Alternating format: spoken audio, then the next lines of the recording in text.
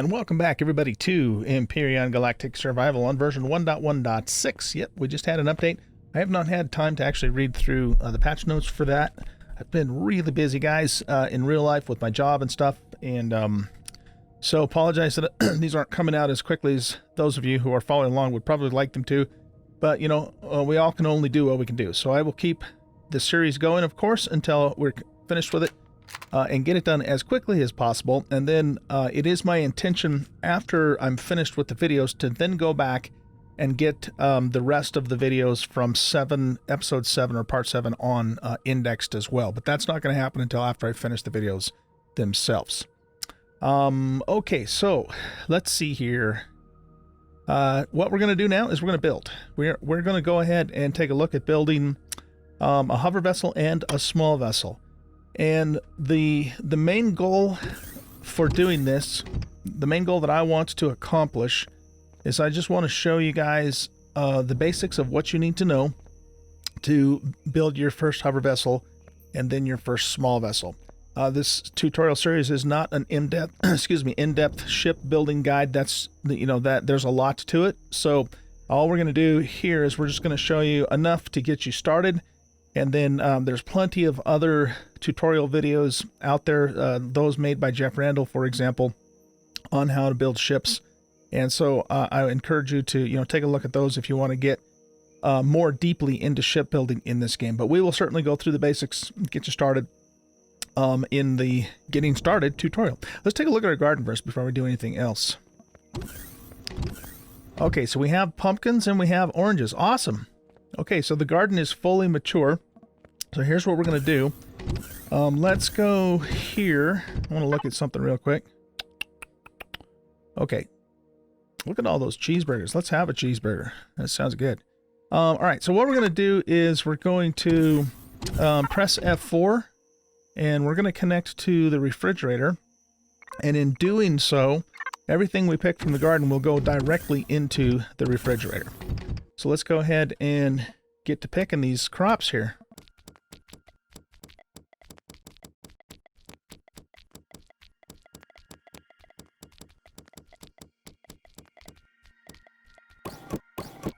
Okay, looks like we got everything.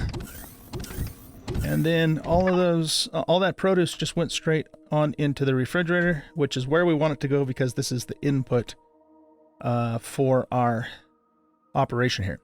Okay, so we have veggies, we have fruit, we have buds here, and we have what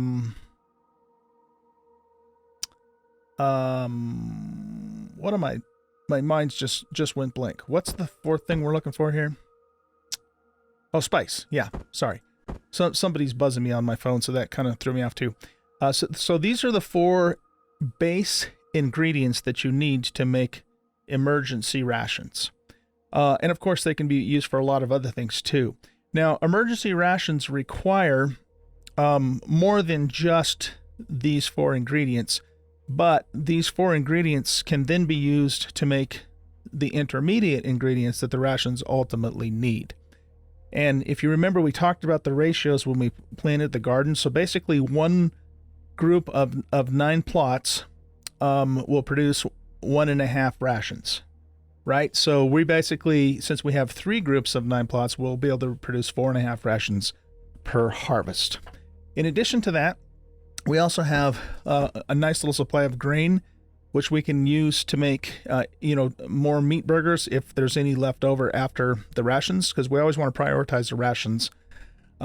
We also have some sweetener, some mushrooms that we're going to need for, you know, some medical stuff, and a couple of dishes, and herbal leaves, which we need for medicinal purposes as well.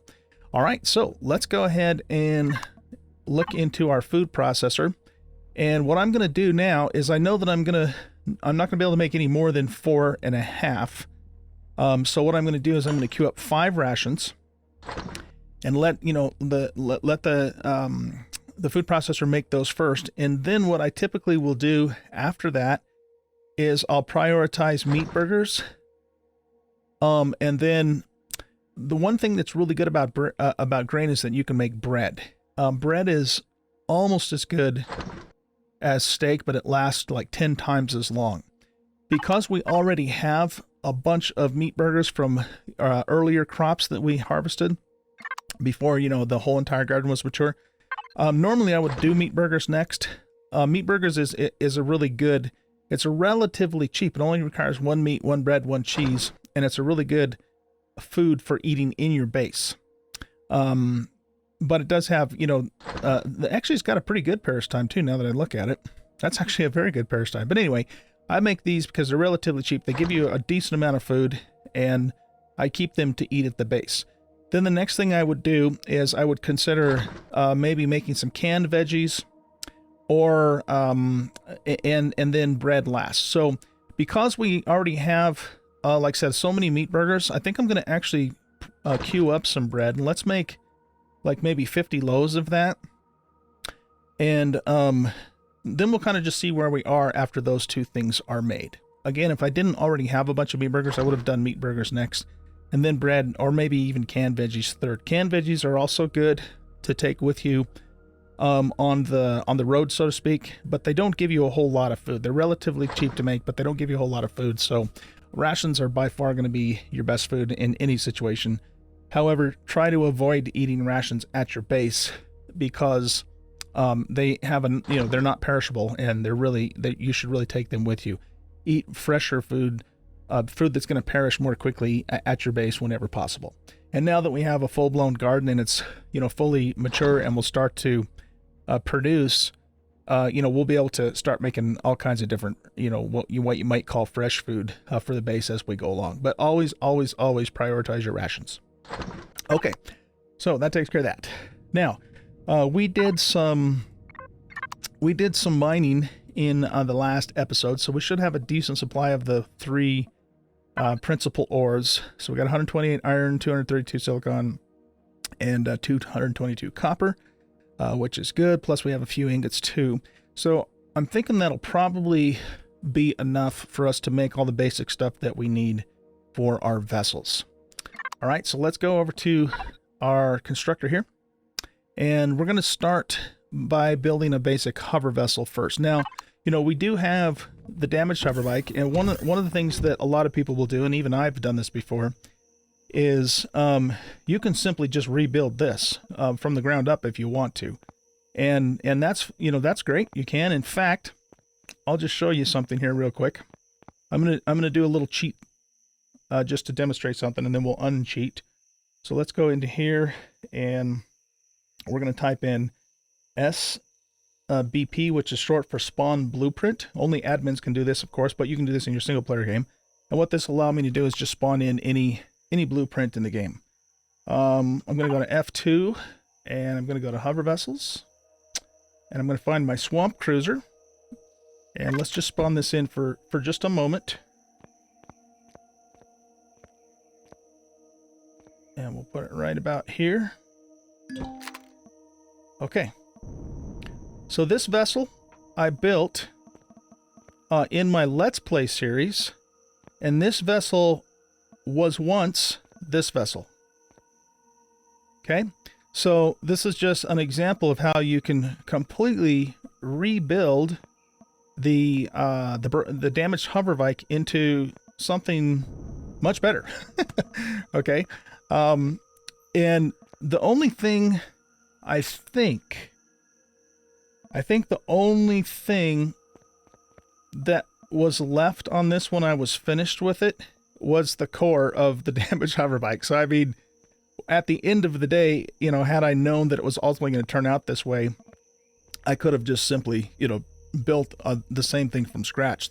You know, because the core, well, probably the light too. Maybe there might be a couple other things, but anyway, the whole point I'm trying to make is that, you know, you can start with the damaged hover bike, and you can gradually, you know, upgrade it and improve it as you know, get the resources, which we've kind of already done, and eventually turn it into something like this, or, you know, whatever your imagination can come up with. Okay, so I just wanted to kind of demo that to you really quick so you saw what the deal is. Now, what I'm going to do for the Swamp Cruiser here is I'm going to look at it, press P, go into statistics, and notice that its ID number is 4825. Okay, we looked at this in a couple episodes ago. Now I'm going to go into the console. I'm going to type destroy 4825 and say bye-bye to the swamp cruiser. Okay? All right, so, but what we're going to do is we're gonna just build a hover vessel from scratch. We're going to build a small hover vessel. We're not going to build anything super big. The one thing about the hover vessels, too, that's cool, and a lot of people will do this, is you can build very, very large hover vessels that effectively become battle tanks, and are very effective if you have the right shielding and the right guns and the right skills at taking down POIs. But that takes a long time. That's a more advanced type of build. And, you know, so we're not going to cover that in this tutorial, but just be aware that there's a lot of possibilities available. So let's go to the constructor here. And what we're going to do is select hover vessel in the filter. We're going to select blocks to start with. Actually, sorry, no, this is kind of weird. You have to actually be on the all filter to get to your base blocks. So there are 4 starter blocks in the game, 1 for bases, 1 for hovers, 1 for small vessels, and 1 for capital vessels. What these are cores, but with a couple of additional blocks surrounding them, at least for the ships. Okay, for the base starter itself, it's actually just a core, but it is distinct from just, you know, a normal core that you can make. So I'm not really sure why the base starter is different than the normal core. But it is. So it has something to do with the fact that you can place the base starter on the ground, whereas the normal core you can't, even though they visually look the same. But for the ships, you're going to see some additional blocks surrounding the core, and you kind of use that as your starting platform, but it also, very importantly, shows you the direction that the ship is facing, because you need to know that when you're building it. Okay, so let's go ahead and queue up a hover vessel starter. We're also going to queue up a small vessel starter. Our focus will primarily be on the hover vessel first, and then we'll do the small vessel. Whether or not we get both of those done in this episode remains to be seen.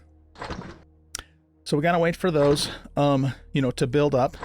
And then after that, let's go back now to hover vessels themselves. And do I have anything that we have in storage that we could reuse? Okay, so we do have an O2 tank that we could reuse. I think we took that off of the damage bike, as a matter of fact. Now, you may or may not need an O2 tank. It depends upon where you're planning on using this hover vessel. If you are on a planet or a moon that doesn't have breathable atmosphere, well, none of the moons do, as far as I know, at least not in vanilla. Then, of course, you're going to want to include an O2 tank and an O2 dispenser, or maybe a couple of O2 tanks. If your intention, though, is to just use the hover vessel on the temperate planet and you're not planning on taking it off, then this is optional and you don't necessarily have to put an O2 tank and the O2 dispenser. The advantage of that is it saves you room and it saves you CPU. So for our build, the plan is to just use this hover vessel on the planet itself, and therefore we're not going to include an O2 tank. I just want you to know that you should and need to include an O2 tank and a dispenser if you're going to use your hover vessel in a non-breathable environment. Okay, that should make sense. Now, that said, let's go ahead and come back into here now, and we're going to look at the components that we need for the hover vessel. Okay, so we're going to want to start out with, you have a couple of choices of generators and fuel tanks in terms of the size. This hover vessel I want to be, a little more capable than just what, the small generator can provide. So we're going to use the normal sized generator for our hover vessel. I don't know if you guys remember this, but way, way back in the very early episodes, I unintentionally learned this. And at that time, I should not have done that, but it was just, me being stupid. So we've already learned the generator, but we're going to need to learn a couple more things too. So let's go into our F3 menu and let's go to hover vessel. And we're going to want the normal size fuel tank. Okay. How many points do we have? 329. let's hold off on the Constructor. The Constructor uses a lot of CPU. So what I will often do if I do want a Constructor on a small vessel or a hover vessel is I'll make it, but I'll keep it in storage in the vessel itself, and I'll only attach it at the time that I want to use it, particularly if that's going to throw me over the CPU. So let's just hold off on that for the moment. You're going to want a pentaxid tank if you're planning on putting a shield on the hover vessel. You're going to, and in that case, your hover vessel is probably going to need to be, I would say closer to a mid-size to a large-size hover vessel before it's going to be, worth it to take up the space and the CPU and so forth for this. So for our particular hover vessel, we're not going to go, take on the Xerax drone base with it, so we're not going to do a pentaxid tank on ours. Okay, O2 station. One of the things that I don't like about the way this is set up is that the O2 station is a prerequisite to the armor locker. And that kind of doesn't make sense because in our case, we're not going to use an O2 station. But anyway, that's the way it works. So we're going to have to learn the O2 station so that we can learn the armor locker. This is very important. You're going to want an armor locker available to you on just about any hover vessel that you're going to create. Why? Because it allows you to switch out your boosters and or your armor on an as-needed basis. Here's the thing. At some point later on, if we continued on with this save, I'm going to come across some medium armor, and then I'm also eventually going to come across some heavy armor. Heavy armor is fantastic for going into combat, as you can imagine, but you know what else it does to you? It causes your food to drain a lot more quickly, and it also weighs you down so you don't move as quickly. So heavy armor is not something that I want to wear all of the time. I only want to wear it when I'm actually going to use it in combat, and then when I'm done wearing it, I want to switch it back out for at least medium, if not light armor, to reduce that food, that increased food consumption. Okay? Now, that is really, really critical if you play this game on the hardest settings, which I do in my Let's Plays, because your food will drain so damn fast you can almost see the bar going down in real time. So, all that to say, always have an armor locker handy. You don't have to attach it permanently to the hover vessel. You just need to have it on the vessel in storage, and then you can attach it to use it and then unattach it when you're done. But always have that available so that you can change out boosters as needed and you can change out armor as needed. Very important, okay? Another example of that is the game has what's called an EVA boost, and we can actually make that in here. And we'll talk about it and use this more later on. Let's see, what category is that in? It's probably in here. Yeah, right here. Okay, so this is this is a booster that you want to equip when you're in space. If you're going to leave your ship in space, you have to have one of these on. What this does is it protects you primarily from the cold of space. Okay, space is very, very cold in this game. We're talking like, more than 200 degrees below 0 Fahrenheit cold. And so you need to wear this in space. It's absolutely essential. However, take a look at the screen tip. Notice that it's going to reduce 80 armor. It's going to take away 80 of my armor if I equip it. And presumably it's doing that because at least I like to imagine that, it requires a lot of the electronics of the armor that would otherwise, be used to protect you to run the protection of the EVA boost. I'm just making that up, but that's just kind of what I imagine in my mind. So whatever the reason is, do note that EVA boost will take 80 armor away from you, which is a huge amount of armor. You never, ever want to go into combat wearing an EVA boost unless you are actually going into combat in space on foot, which there are certain scenarios where you might be doing that, if you're taking over like an enemy space base, but just be aware of how this affects your armor and really pay attention to all of the boosts for that matter, because some of the other ones will also, affect certain stats. It's kind of like a give and take thing. Yeah, you can get this extra you know, boost your mobility, but it's going to cost you more food, or it's going to cost you more armor or something like that. Okay, so that's why it's important that you can change out boosters on an as-needed basis.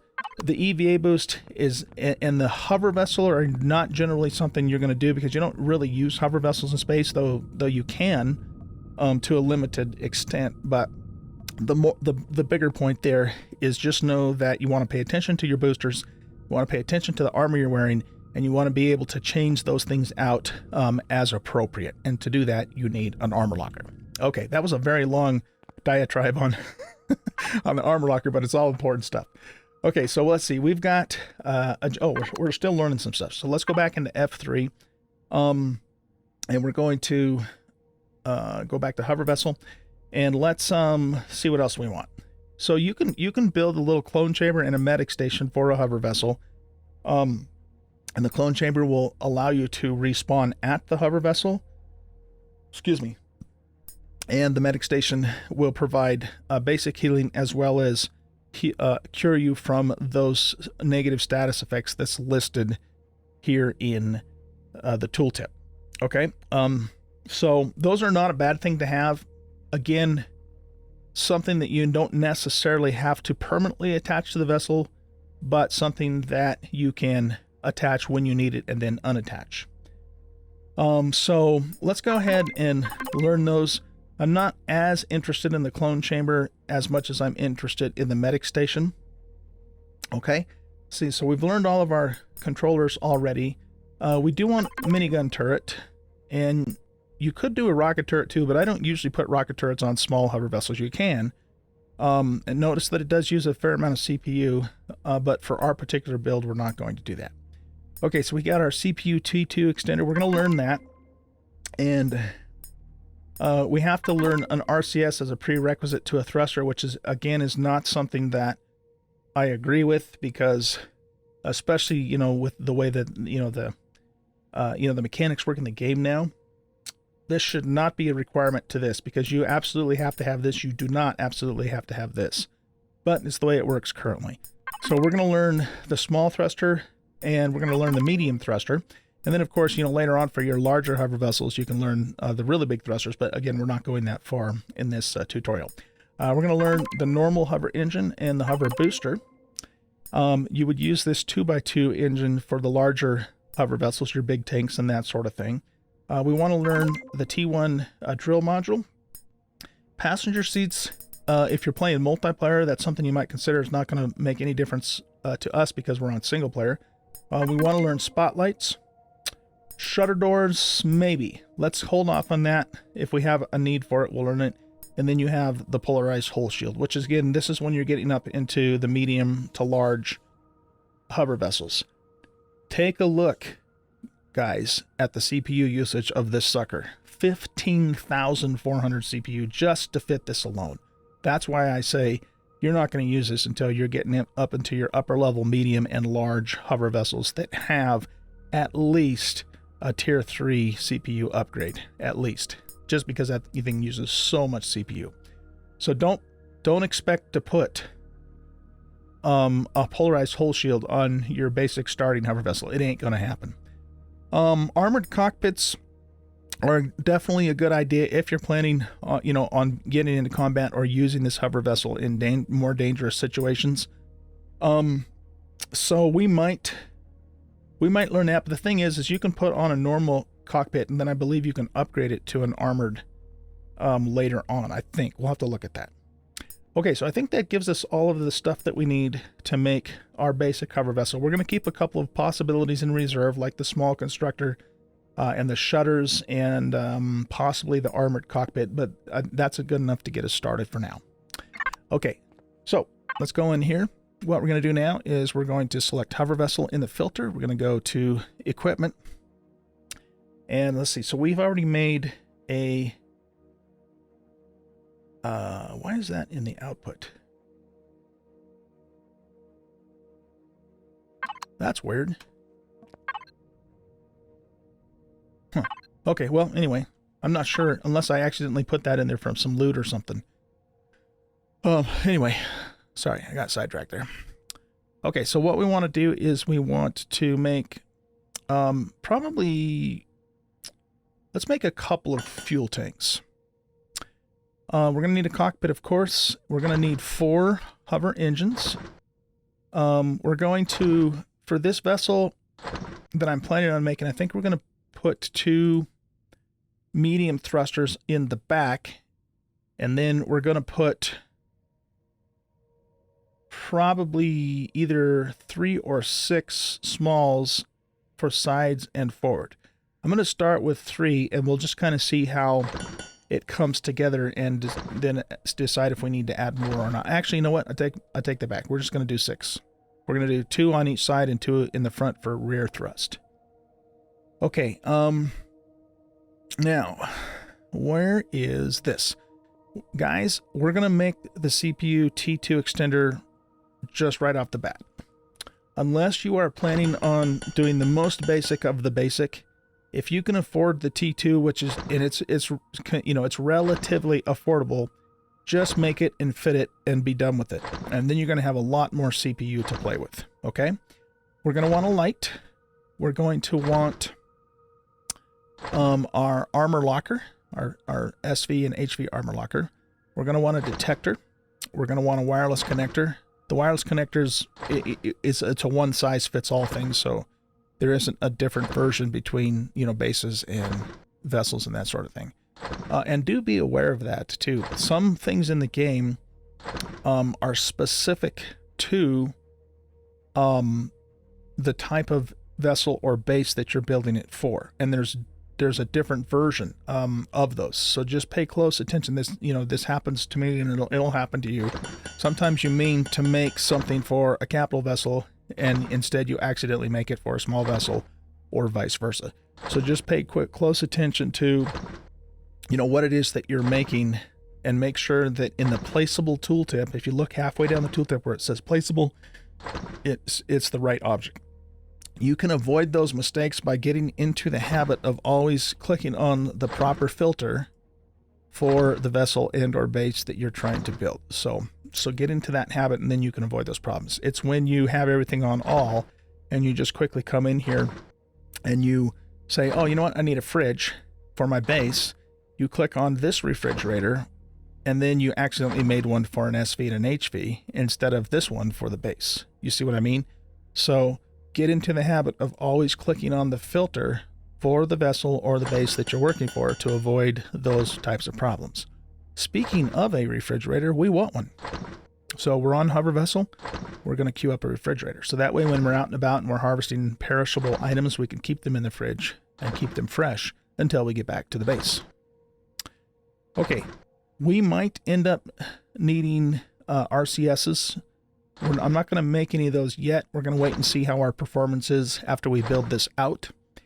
Docking pads you will want if you are planning on taking this hover vessel on a capital vessel, or even a small vessel for that matter, and taking it like up into space. For example, we might build a hover vessel as a mining vessel that we want to take up to the moon so that we can mine meteorites on the moon. And in that case, we are going to definitely want to put docking pads on the hover vessel so that we can dock it to our capital vessel or our very large small vessel so that we can haul it up there. Our particular hover vessel we're just planning on using on the planet, at least at this point. So we're going to hold off on these, but you can always add these later. Okay, so how are we doing? We're still making all of this stuff here. I do want a medic station, but let's wait until we make the absolutely critical stuff that we need first before we do the medical station. Now, the next consideration is, what are you going to use to build out your hull? What I like to do is, and this is one of the reasons, guys, why I'm putting a T2 extender on just right off the bat. I like to actually build my hull as much as I can with extensions. Okay, so extensions are actually equipment. They're not blocks, but I'm talking about these things here. And we did that a little bit, if you remember, with these extensions here on the damaged hover bike. Okay, the reason I like to do that is because extensions container extension blocks are stronger, they're tougher, they have more hit points than just normal steel blocks. And if you arrange them correctly, they'll fulfill a dual role of being a stronger block for your vessel and providing the storage space that block contributes, so you can have a lot of storage space on your hover vessel. We kind of briefly went over that when I built this out several episodes ago, but you know, the swamp cruiser that I spawned in earlier, that entire hull is made out of extensions, or I should say probably about 95% of the hull is made out of extensions.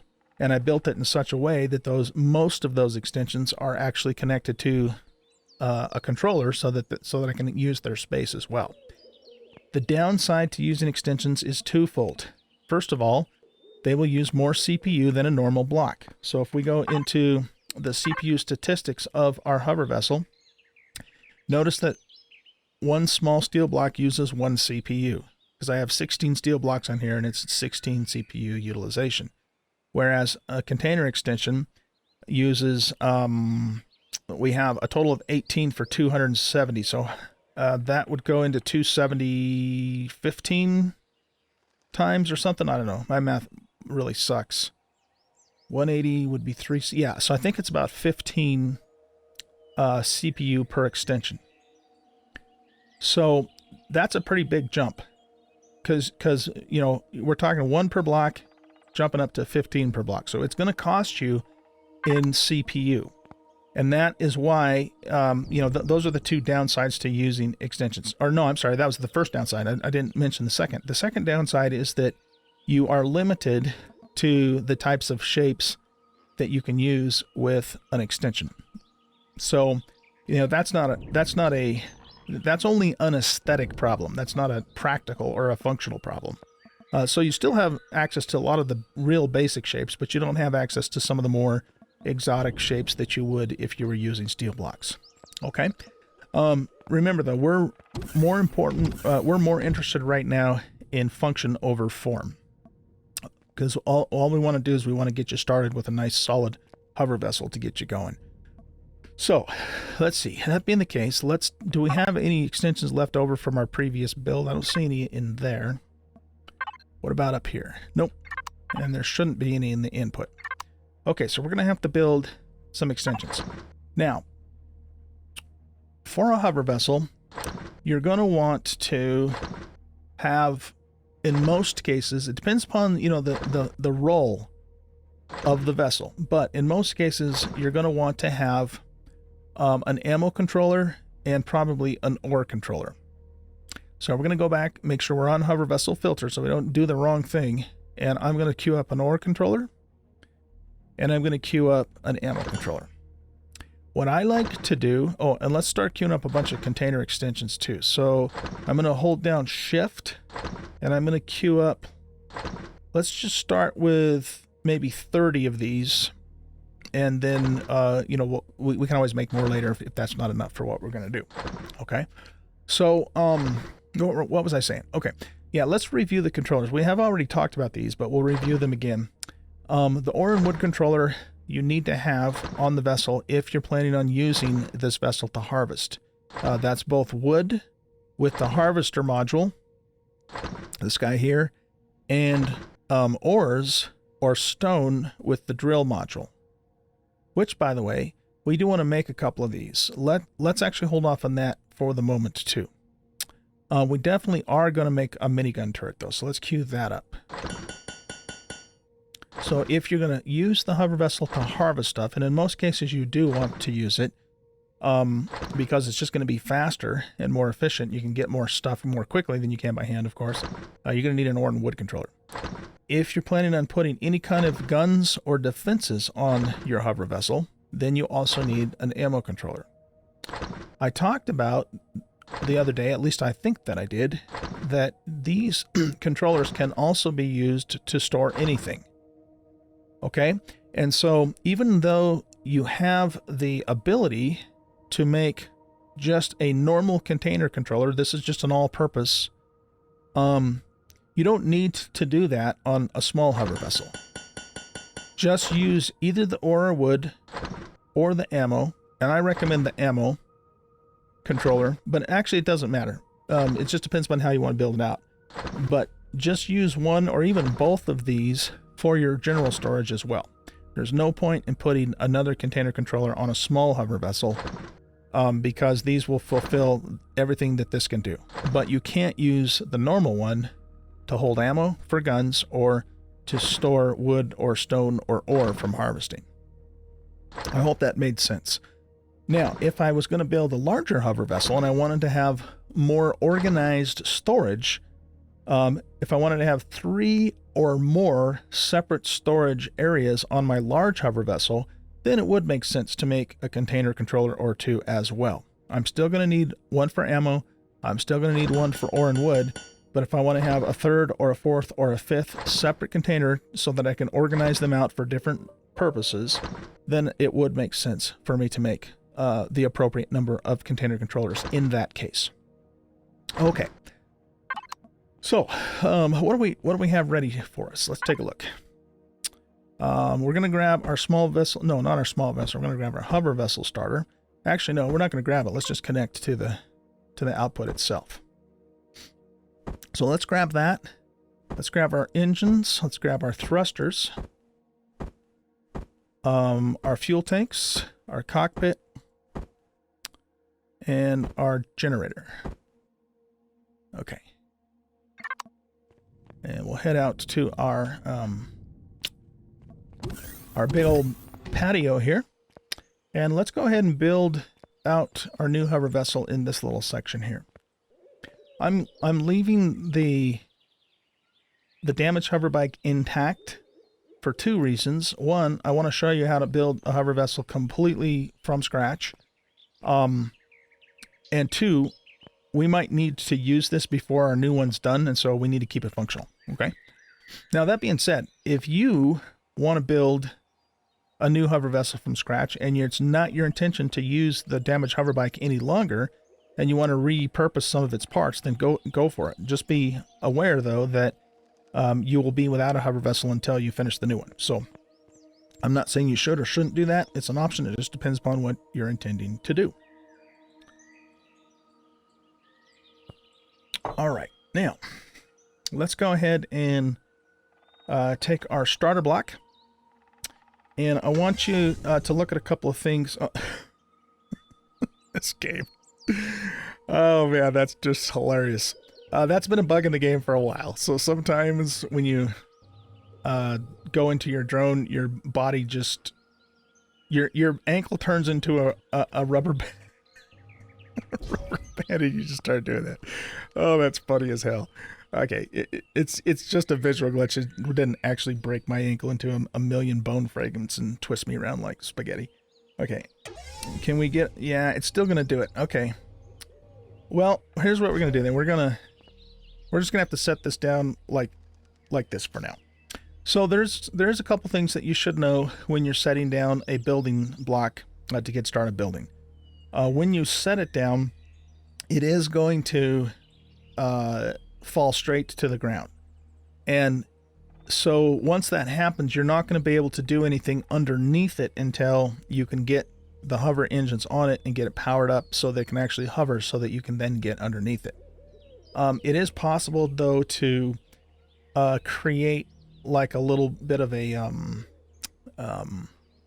stand, if you will, or what am I trying to think of? Like sawhorse kind of idea, or just something that you can put it up on so you can get underneath it before you get the engines on. But the problem with that, or the challenge I should say with that, is remember the base blocks are much larger than the small vessel and hover vessel blocks. So you could end up, your little block that you put down could end up getting in the way more than it's helping. So what I will typically do is I'll just kind of line it up as straight as possible, and then I'll just drop it in place, and we'll worry about getting it off the ground once we get the engines attached. Okay, so when you set down your starter block, and this is going to apply to all 3 of the vessel types, not to a base, but all 3 of the vessel types. The most important thing you need to know and remember is the direction that this arrow is facing, because that is the front of the vessel, okay? That means when I power this thing off, or up rather, put the engines on it, power it up, and get it ready to move, as soon as I hit the W key, it's going to move in this direction. Okay? Really important to remember that, because here's what can happen. If you forget that, and you either remove these blocks, which you can do, and which we are going to do, or you just start building and you cover up the arrow and you forget about the arrow, and somehow or another you get backwards and you actually build the ship this way, so the front is this way, guess what's going to happen when you fire that thing up?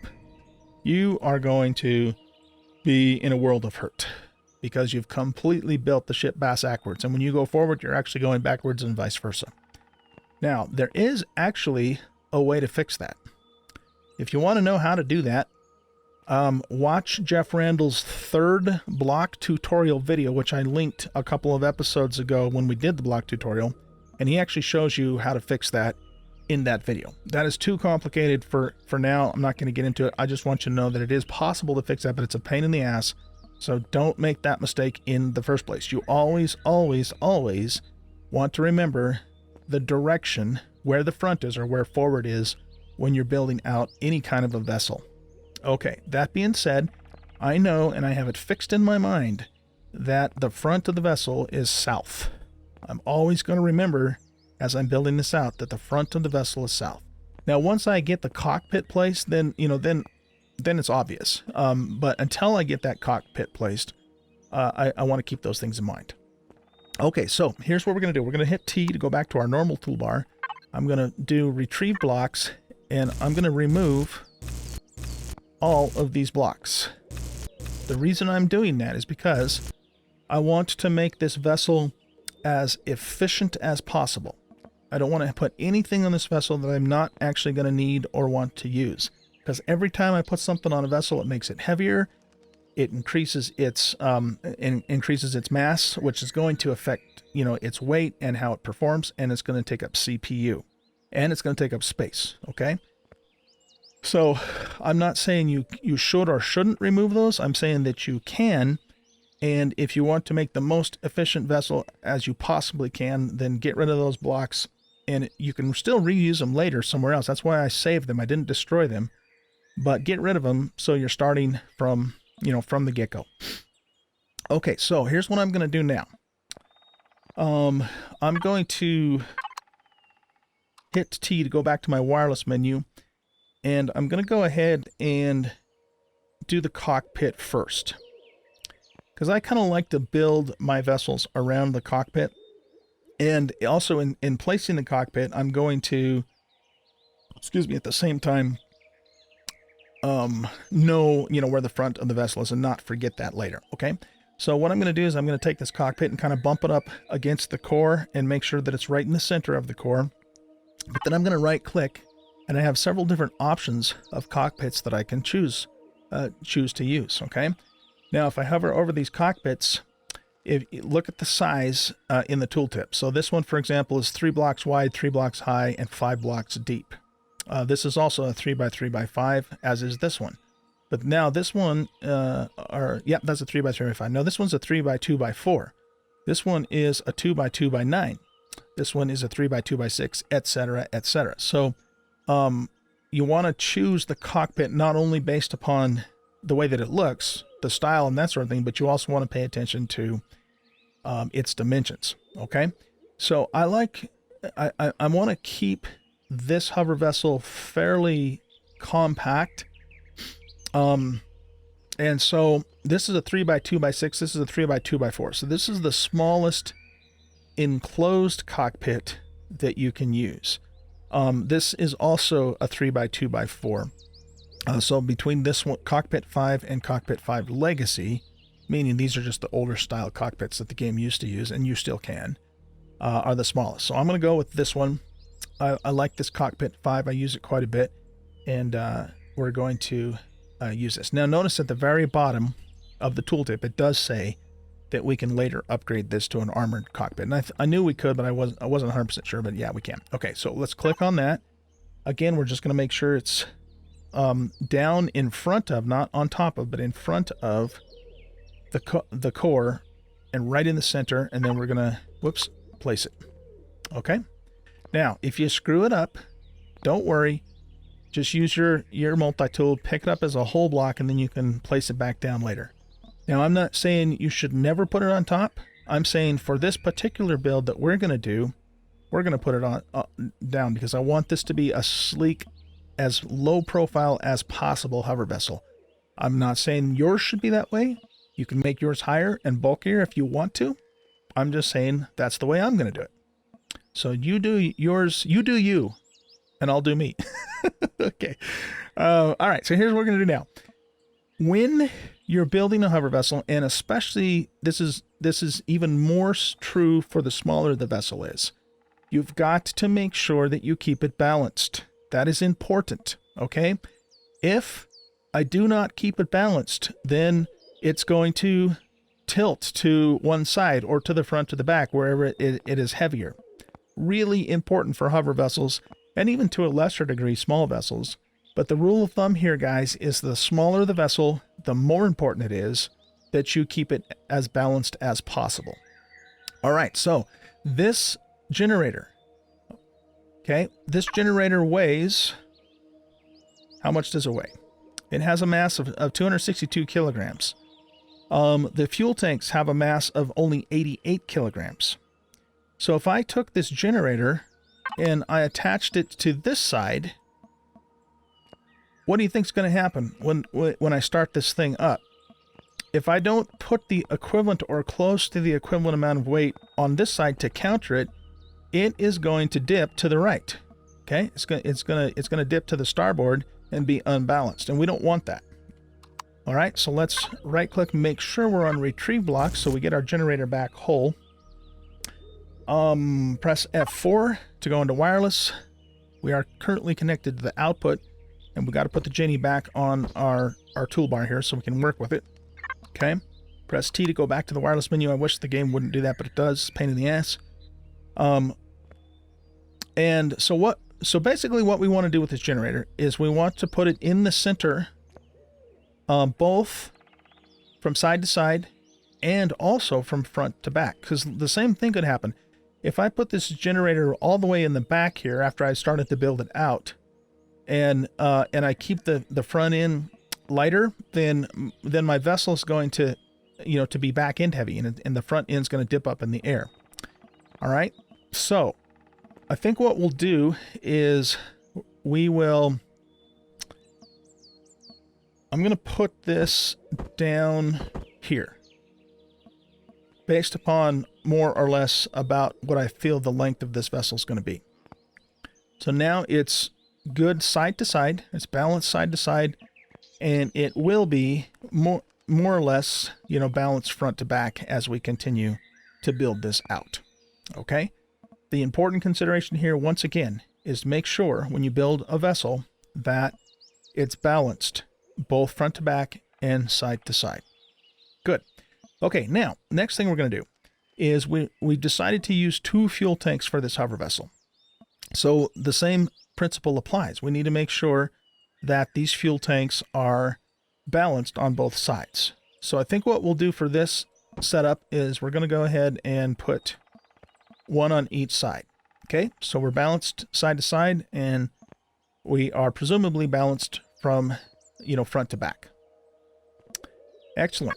Now, let's take a look in our F4 menu and see what other components we're going to be working with. So we've got our CPU extension, we've got our controllers, and our refrigerator, and our wireless, and our detector. Let's put those thrusters there too. And we're going to let's leave the rest of that in there for the moment. Okay, so now let's take a look at something else here. Here's what I think we're going to do as I think about this. Let's take a look at, I'm going into my menu, and I'm pressing, or I'm going to click this button so I can get back to my wireless toolbar. And I want to look at the mass of these. So this is 250 kilograms. This is 52 kilograms. What's this? That's 62. That is 160. So this thing's actually pretty darn heavy in comparison to those other blocks. Our detector is 100 kilograms. Okay, so this is the CPU T2 extender is our heaviest item of the normal blocks. I'm not counting the thrusters because those are going to be on the extremes anyways. So let's go ahead and take our extender and, you know, because we've at present have quite a bit of weight in the back now with these three things compared to the cockpit, I'm going to try and balance that out a little bit by putting the extension right there, or the CPU extender right there. Okay. Ooh, yeah, we got to be careful. That's the other consideration too, is fuel tanks and generators and thrusters will emit radiation. So if you get too close to them, you know, then you'll start taking radiation. So you want to make sure that those things are placed in such a way to where they're not going to cause you problems with radiation. Let's see. We have a detector and a refrigerator and a wireless device. And what I think we're going to do, let's go back into our tab menu. No, sorry, not our tab menu, our F4 menu, our wireless. And let's also grab our extensions and get those down. We're going to actually put those in the front because we're going to use them more. And, all right, so what I want to do now is I want to keep the single block items in the center as much as possible. Because again, it's all about, you know, making sure it's balanced. And I want to put the next heaviest item down next, and have it get lighter and lighter as it goes back, because otherwise we could potentially have a rear end heavy vessel.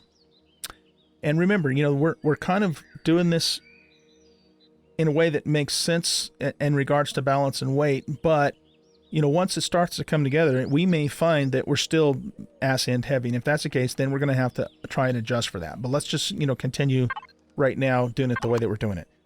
So, okay, so we're going to go back into F4 so that I can hover my cursor over this and look at things. So, let's see. This is, in fact, you know what? Let's get rid of the thrusters for the moment. That'll just help me keep my brain straight here. So, let's see. What's the next heaviest thing? So, this one is 100 kilograms. This is 62 kilograms, and this is 160. So that's the next heaviest thing, then the detector, then the refrigerator. I'm probably not going to attach the armor locker permanently. That's just something that we're going to attach on an as-needed basis. We are going to need to do the lights too, but the light's going to go in the front. For the moment, let's just plop that down here. We might do something different with that later, but we'll just put it there for now. Okay, so let's put our wireless next. Let's put our detector next. And it doesn't matter, you know, we can put it either way. Let's put it that way. And then our refrigerator will come after that. We might be able to build this out in such a way that we can actually directly access the refrigerator from the rear of the vessel. But that's not necessary. It's completely optional because you can get to everything on the vessel via the wireless menu anyway. So, okay. So what we've done, guys, is we've taken our single blocks that are, you know, that aren't paired up, and we've kept them on our center line from heaviest to lightest all the way to the back. And you know, we're at this point we're guessing that that's probably going to be fairly balanced, but like I said, if it's not, once we get this thing off the ground and we can check it, you know, then we'll have to make adjustments at that point. Now, the next thing we're going to do is we're going to put our controllers down. So I'm going to put one controller on this side, and I'm going to put one controller on this side, because the controllers are the same weight. Now what we're going to do is we're going to build out this vessel in such a way that we're going to keep the controllers and their extensions even on both sides.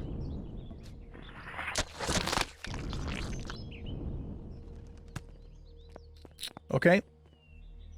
One thing you have to keep in mind is that as you fill up those extensions, those controllers and their corresponding extensions, will affect the balance of the vehicle depending upon how the weight is distributed. And that's, you know, that's just what happens when you haul stuff. It is possible that you could potentially design the vessel in such a way that, you know, if you filled up the Oren wood controller, for example, or you filled up the ammo controller with not just ammo, but all of your other stuff that you're storing, that it would still be relatively balanced. But that's kind of hard to do, and it's also very dependent upon what you happen to be hauling and doing at that time. So what I want to do is I'm just going to set this up in such a way that both controllers have an equal amount of storage space. And then, you know, if I go out and I get a load of ore and I'm a little lopsided on the left, you know, as long as I can still control the vehicle and bring it home with that load, I'm really not going to be too worried about that.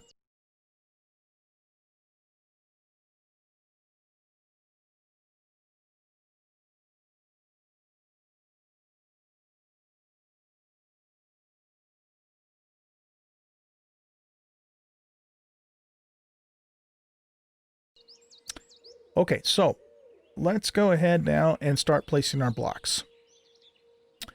I think what we'll do is we're going to start here, and for now I'm going to just place these as normal cubes. We might change some of the excuse me, of the shaping of them later, but these are probably going to be more internal blocks anyways. So it's it's the external blocks, the ones that make up the outside of the hull, that we want to be more concerned about in terms of the way they're shaped. Now, this is really important. Let's put our symmetry plane on. So we'll press in, click symmetry plane, select the YZ plane, make sure it's right in the middle. When you place extensions, they must either directly touch the controller or indirectly touch them by being chained through other extensions. Okay? And so what we're going to do is we're going to set up the extensions like that. Now, all of these extensions and their space contributes to or adds to the controller because they're all touching, right? They're either directly touching, as in the case of this block, or they are contiguous all the way back to the controller. The one thing that you can't do, though, is if you have separate controllers on your vessel, those controllers and their corresponding extensions cannot touch. Because if you do that, you know, then the game's going to get confused, and it's not going to know which extension goes where. Notice that I can't place this extension in between. Why? Because it would be touching both the Oren controller, the ore controller, and the ammo controller. So it's not going to let me do that. So all of the extensions that I add can only be added to one side or the other. Okay? Now I could also put them across the top here if I wanted to, but they can't touch on either side. So for example, well, they could if you wanted to add it to one side or the other. So for example, if I put that there, then I can put that there, but I can't. Oh. Why did it let me do that? I wonder if that's a symmetry plane thing. Let me turn off the symmetry plane for a second. It should not have let me do that. Oops. Wrong gun.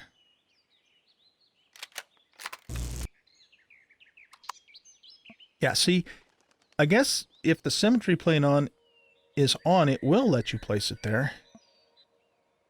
But I gotta say that's probably a bug.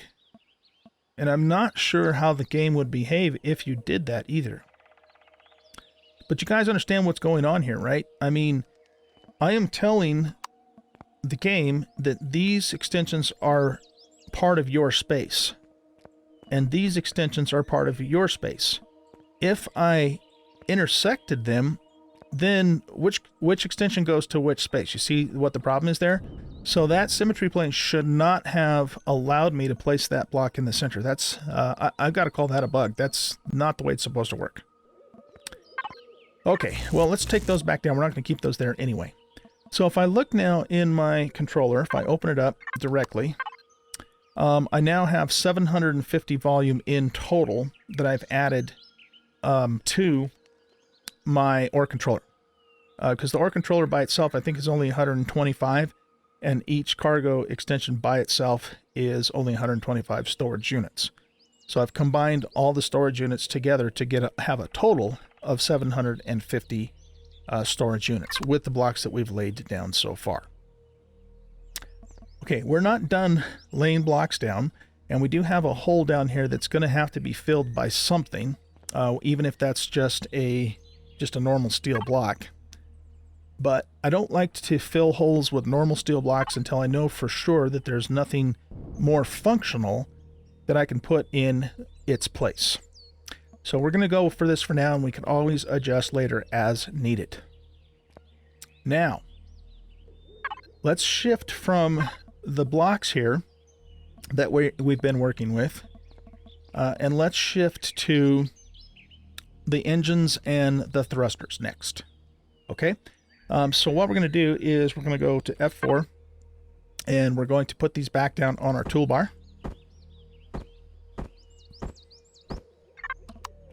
We can put our symmetry plane back on.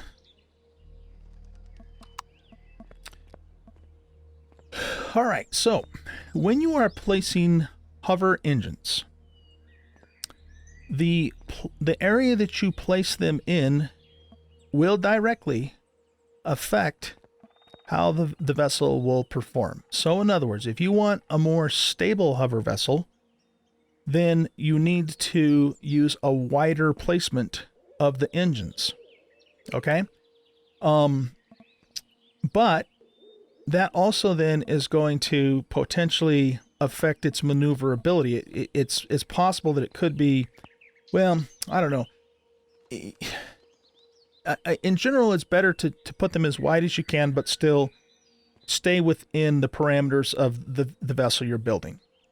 The closer they are to center line, the less lateral stability, well, and you could even say that from front to back too, that the vessel will have, and then it'll be more wobbly or more tippy.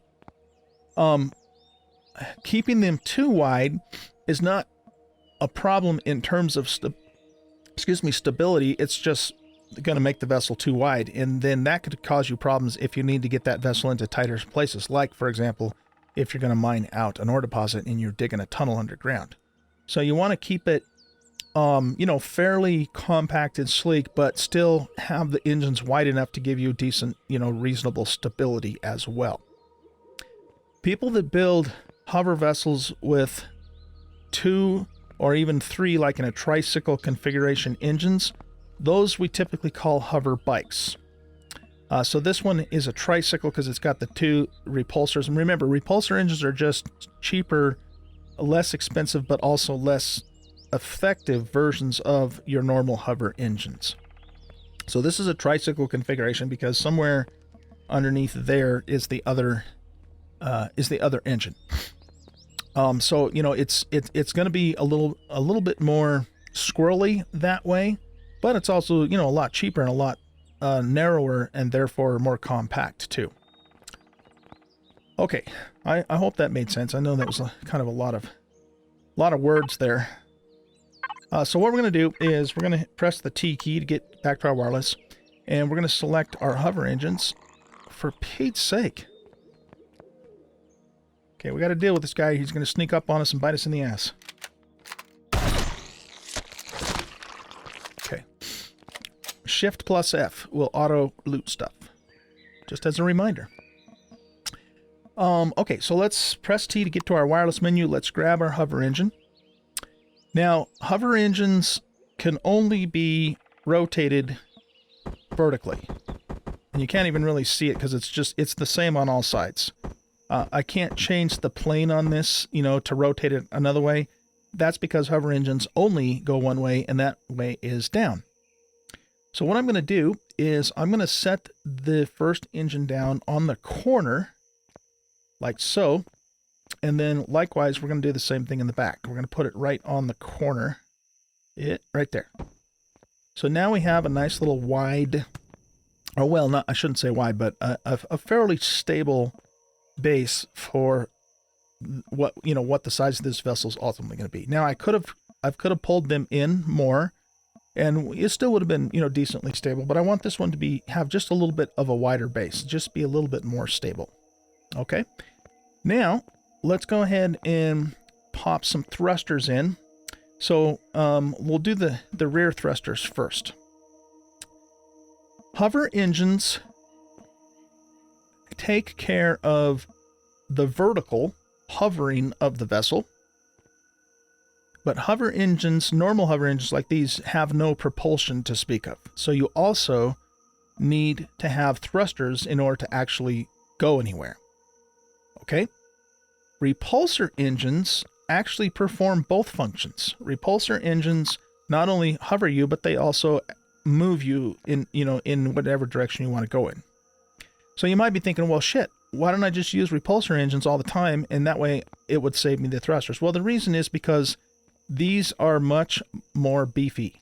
They can hold a lot more weight, and they also can raise you 3 meters off the ground, whereas these can only go like 1 or 1.5 meters off the ground. Okay, so that's the answer. If you want to build something other than just the smallest hover vessel with very limited weight capacity, you need to use the combination of the normal hover engines and thrusters. Okay, so hopefully that made sense. Let's press T. We're going to simply put these thrusters right here, and that gives us our rear thrust or our forward thrust. We could rotate those, but it's not going to matter because we're going to cover all that stuff up anyway. Now we're going to do our forward thrusters, which will be our rear thrust, and we're just going to pop those on each side there. We might end up moving those later, just depending upon how we build out the front end, but we're just going to keep those there for the moment. And then likewise, we have our side thrust, and we want these to be fairly even too. So let's start by putting 2 blocks forward of the hover engine, and this one will be 2 blocks back from the hover engine. And again, starting point, we can certainly adjust and fine-tune as we go along. Okay, so let's take a look at something now. We go to F4.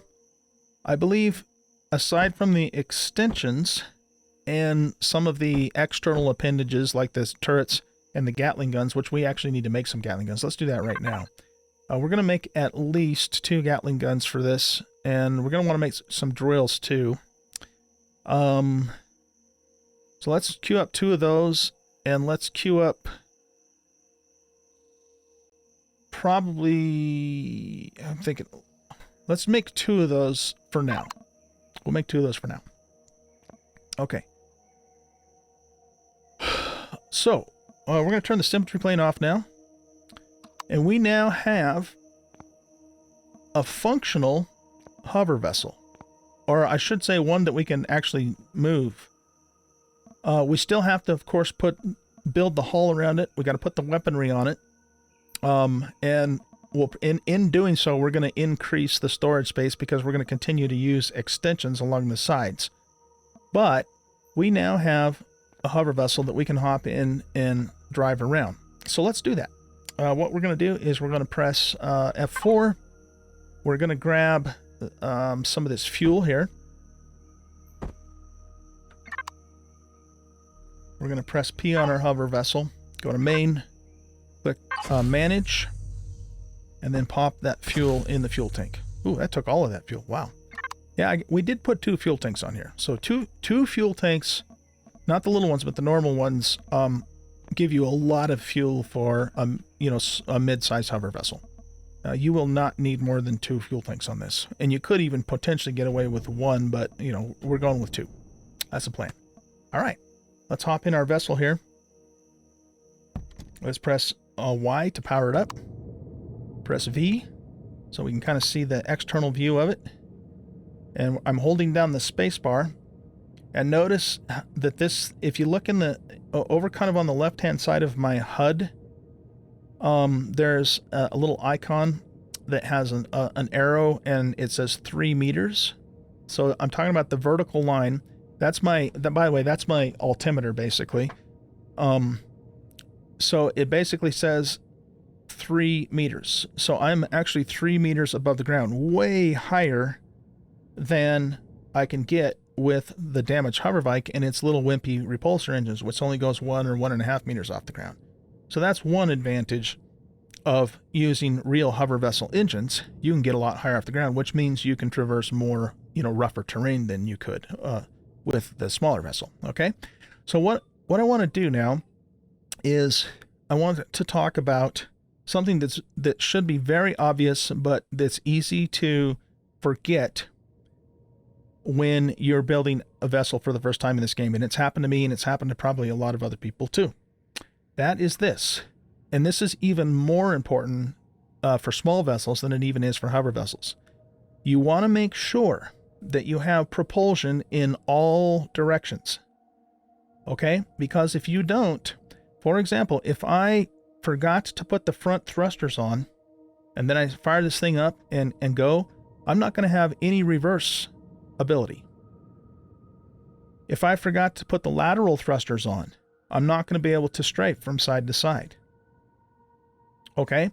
So before you fire up your vessel for the very first time, make sure that you have covered propulsion in all directions. For a hover vessel, you only need to worry about the horizontal directions, the lateral directions, forward, backward, left, and right. For a small vessel, you need to worry about all of those directions, and in addition, you also need to worry about vertical, right? If I built a small vessel and I forget to put a down thruster on it, I'm not going to be able to maneuver the vessel downwards. Now, I might be able to dip the nose and use the rear thrusters to get down, but I'm not going to have any control, any vertical down thrust control.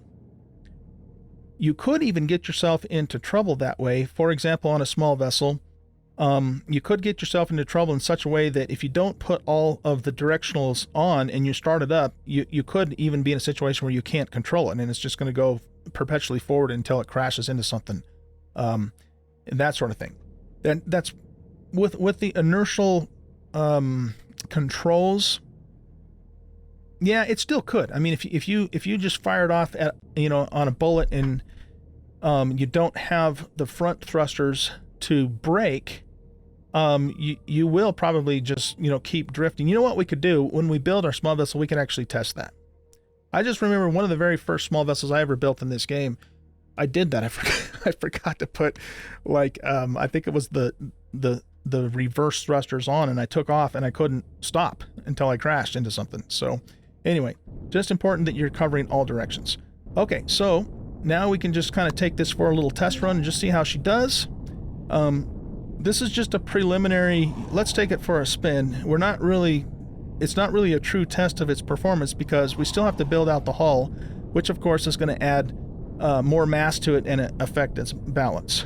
So, we don't really want to pay too close attention to its current performance because that's going to change. But we do have a functional hover vessel. Now we can take it out for a spin and we can say, cool, check it out. Look at me and my bad hover vessel. Woo! Okay. So, guys, I think we're going to go ahead and wrap it up here. What we'll do in the next episode is we will continue building out the hover vessel.